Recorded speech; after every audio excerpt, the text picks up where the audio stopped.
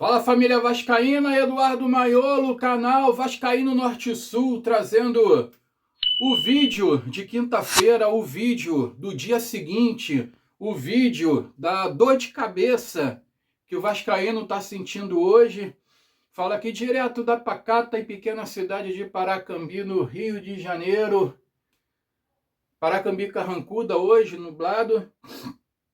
E vem trazendo aqui o primeiro vídeo aí dessa quinta-feira, meio tarde. Peço desculpa a vocês, eu tô meio na correria, eu queria fazer uma coisa mais elaborada nesse primeiro vídeo. Tem ali a entrevista coletiva do Fernando Diniz, eu ainda não tive tempo de separar, acordei um pouco tarde hoje. Ontem foi aniversário da minha esposa, eu falei aqui, fui dormir tarde, acordei tarde, tenho que sair daqui a pouco, tenho que pegar a minha autorização para ir no cirurgião, no dia 17, acho que é 17, lá no Getúlio Vargas, cara. Olha só onde é que me mandaram, mas enfim, eu tenho que pegar minha autorização ainda, eu tô na correria, não deu para fazer uma coisa mais elaborada para vocês, mas tô aqui para ter um papo, para falar, né, de um assunto que aconteceu ontem. Foi ontem que teve a notícia ali sobre o Carlos Ancelotti, o técnico da seleção brasileira, uma coisa que pegou muito mal na classe dos técnicos aqui, principalmente brasileiros. Eu não entendo o porquê desse comportamento. Eu quero falar sobre isso, ao mesmo tempo fazer um link ali com o Fernando Diniz, tá? E a partida de ontem do Vasco da Gama.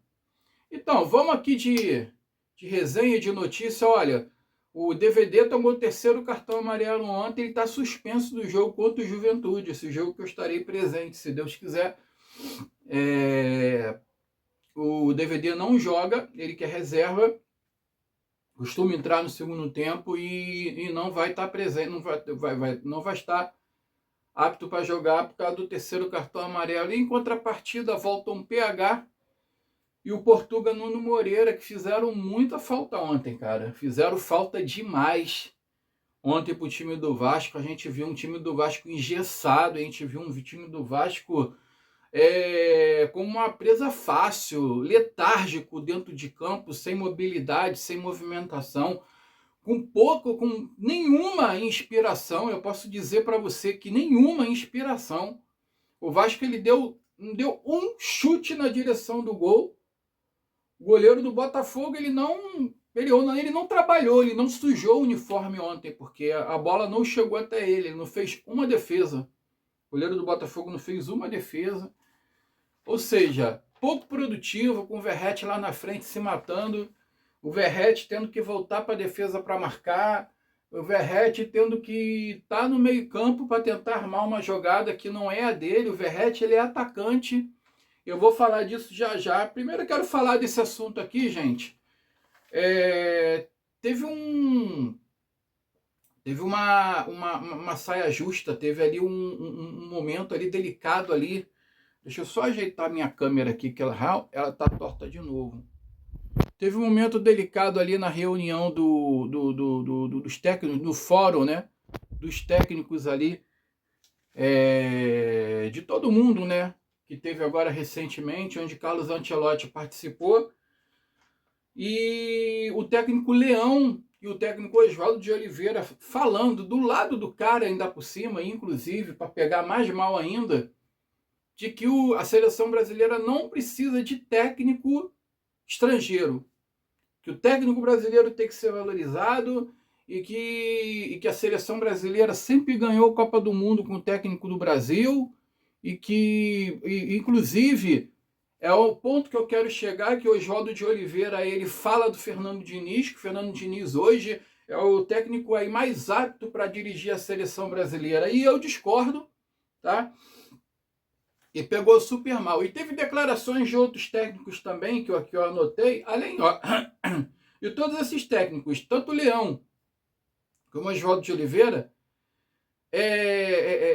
chega a ser uma coisa meio que beira a hipocrisia, declarações de determinados técnicos que tiveram ali na mesma trajetória do que o Carlos Ancelotti está tendo agora na seleção brasileira.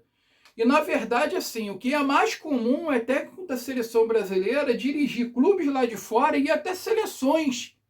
Nem que seja seleção de asiática, seleção europeia, como o Filipão já dirigiu a seleção de Portugal, por exemplo, como o Parreira já dirigiu seleções na Ásia.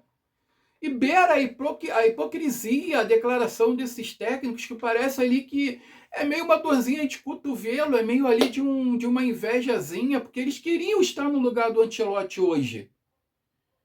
Luxemburgo ele queria hoje, ele está praticamente aposentado, mas você acha que se pintasse uma oportunidade, tipo assim, não tem ninguém, vamos chamar o professor, tu acha que ele não queria estar ali à frente da seleção brasileira? Não por dinheiro, mas por status? Você acha que não? Você acha que o Mano Menezes não queria estar ali na frente da seleção brasileira? Acontece que todos esses técnicos tiveram a sua oportunidade e não deu certo. O negócio não andou, né? Aí a gente vê Luxemburgo, a gente vê Abel Braga, que também é um técnico já aposentado, Leverkusen, Parreira, que já teve a sua vez, já ganhou o que tinha que ter ganho. E os outros não engrenaram, inclusive o técnico do Vasco, o Fernando Diniz. Agora, é engraçado. Esses técnicos falam isso, só que a gente está vivendo uma realidade na seleção, no futebol brasileiro que a gente nunca viveu antes. Porque a gente não tem profissional qualificado nem como técnico e nem como jogador. Infelizmente, o futebol brasileiro está pobre. O campeonato continua tendo qualidade por causa dos jogadores de fora. Pega os clubes brasileiros aí, tu vê a quantidade de estrangeiro que tem dentro dos plantéis desses clubes. O time do Vasco é quase todo de estrangeiro. Tem para mais de um time de gringo no Vasco hoje. O time do Flamengo, do Palmeiras, que está lá em cima, idem. Da mesma forma são os técnicos de futebol. Olha, o Rio tem 2 técnicos estrangeiros, o Zilberdia e o David Ancelotti do Botafogo. O São Paulo tem o Abel do Palmeiras, tem o Renan Crespo do São Paulo e o Vojvoda do Santos. Em Minas Gerais, dos 2 times, né, vamos dizer, dos 2 times grandes, Atlético Mineiro e Cruzeiro, tem lá o Sampaoli.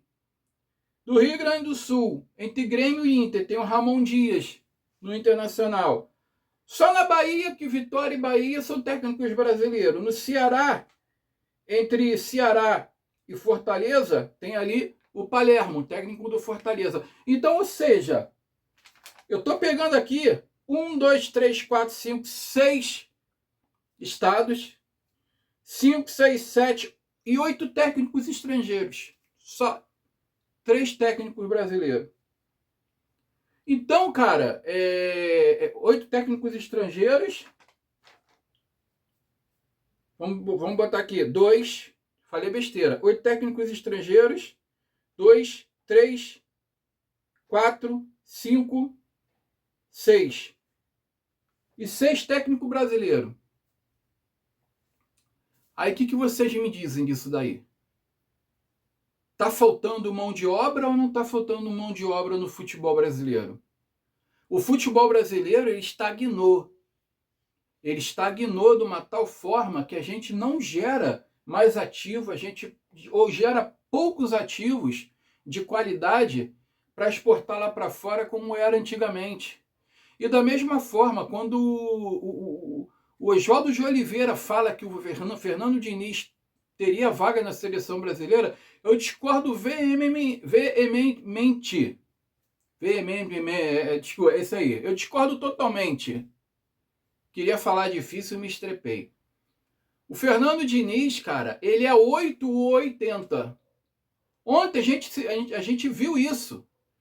Não tem como, cara. Ele, no jogo contra o Botafogo, ele vê o time com pouca criatividade, sem inspiração nenhuma. Ele continuar mantendo o ataque que ele estava mantendo com o Verratti lá na frente, correndo para um lado e para o outro, e perdido. que o jogo ele não era para ele. Olha, eu não tenho nada contra o Verratti. Eu agradeço o Verratti em tudo que ele já fez pelo Vasco da Gama e ele fez muito.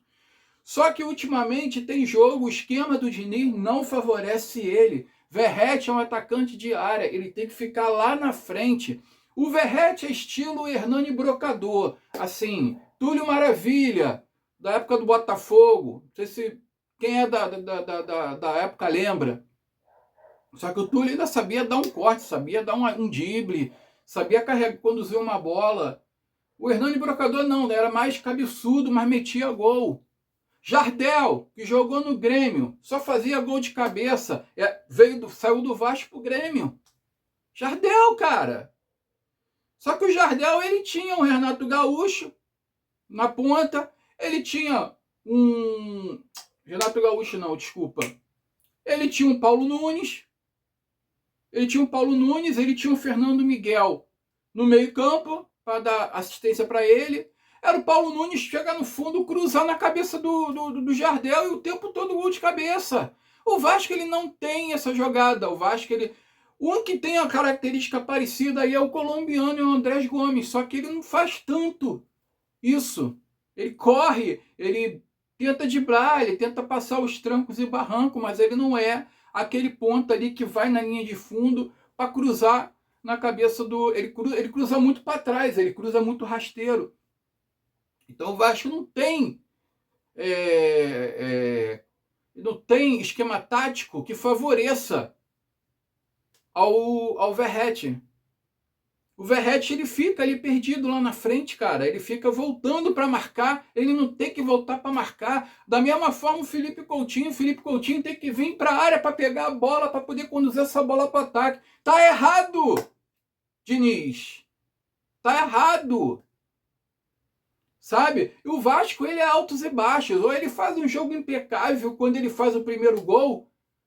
Ele tem o controle do jogo, ele consegue conduzir, de repente ele faz o segundo, aí o time toca a bola e tal, não sei o que. Mas quando o Vasco toma o primeiro gol, que o Vasco ele já entra vulnerável, ele já entra sem inspiração, igual entrou ontem, é uma decadência, cara.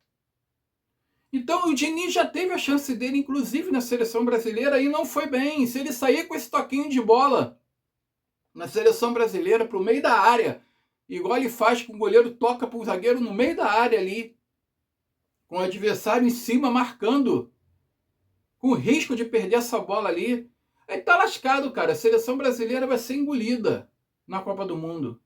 Vai ser engolida, não tem como. Sabe? A gente, o Diniz ontem ele me tira o Tietê, que estava mal. O Tietê estava horrível. E me coloca o Matheus França, que é um meia atacante. Ele abre o meio campo.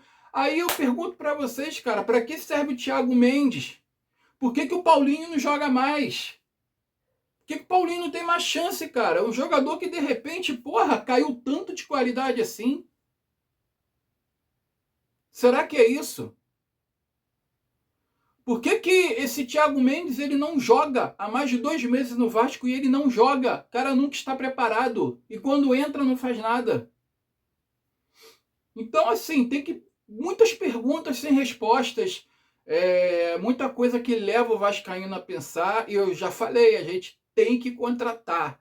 A gente tem que fazer contratações aí pontuais. A gente tem que fazer contratação para o meio campo, a gente tem que fazer contratação para a zaga ainda, a gente tem que fazer contratação para as laterais. Se o Vasco pensa em disputar uma Libertadores, se o Vasco pensa em fazer bonito numa Libertadores, além de segurar quem é que está ali por empréstimo e tudo, o Vasco tem que contratar. Tem que contratar. E se perder o Ryan lá para fora, se algum time europeu aparecendo lá dando 60 milhões de euros no garoto, vai ter que contratar alguém para o lugar do Ryan, porque o colombiano lá ele não é o cara para substituir o Ryan. Não é. Características diferentes. Ryan ontem também, coitado, não jogou nada. Nem apareceu. O time do Vasco ontem não jogou nada. Piton recebendo bola nas costas o tempo todo ali, cara. Aquele Santis Rodrigues, o Savarino caindo ali nas costas deles o tempo todo. Era o caminho. Sabe? Então, É complicado, cara. É bom que a gente caia na real, que a gente achava que estava com uma seleção e o Vasco não estava. O Vasco não estava com uma seleção. O Vasco tá longe de ter uma seleção. Longe. E o Fernando Diniz não é o técnico suprassumo que todo mundo está achando que ele é. Tá? Pessoal, então é isso. Daqui a pouco eu volto aí com um vídeo aí, com uns recortes aí do Fernando Diniz, da entrevista coletiva dele. E peço para deixar seu like, para se inscrever no canal, ativa o sininho de notificações para você ter notificações aí dos vídeos aí que eu estou lançando todos os dias. Compartilha, comenta, que é muito importante para o engajamento do canal, tá? Fiquem com Deus, saudações vascaínas e que seja vitória, Vascão.